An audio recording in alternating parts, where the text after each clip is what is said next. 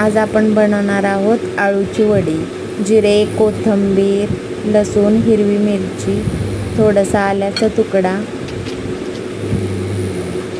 2 cube गुळाचे टाकलेले आहेत आणि चिंच, थोडीशी चिंच टाकायची आहे, त्यामुळं वड्या चुरचुरत नाही।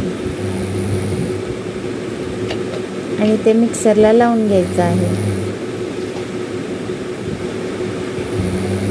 नंतर स्वच्छ पाण्याने आळूची पानं धुवून घ्यायची आहेत।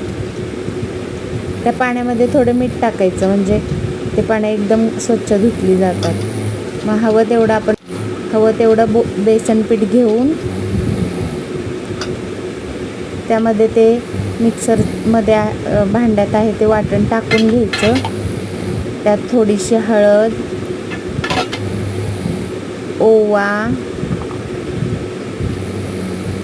आणि तीळ हे टाकून घ्यायचं आहे। त्यानंतर पाणी घालून सैलसर असं बेसन पीठ मध्ये पाणी घालून ते मिक्स करून घ्यायचं आहे आणि चवीप्रमाणे मीठ घालायचं।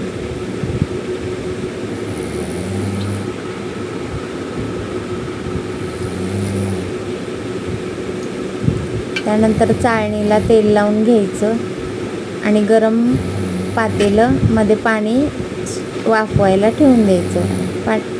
त्यानंतर आळूची पानं पूर्ण पुसून घ्यायची स्वच्छ फडक्याने आणि ते बनवलेलं बेसनचं बॅटर पानांना लावून घ्यायचं।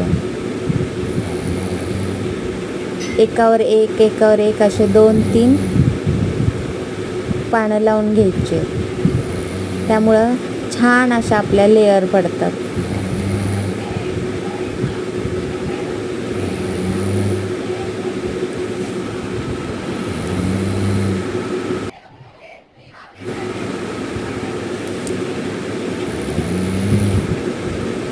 अशा प्रकारे सगळ्या आळूची पानांना बेसन पीठ लावून त्याचे रोल करून घ्यायचे आणि पाणी गरम करायला पातेल्यात ठेवून चाळणीवर ठेवून द्यायचं।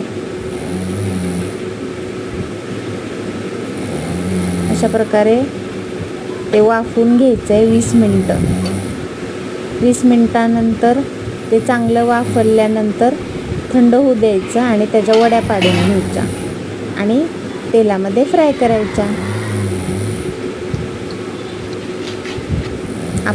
आपली आळूची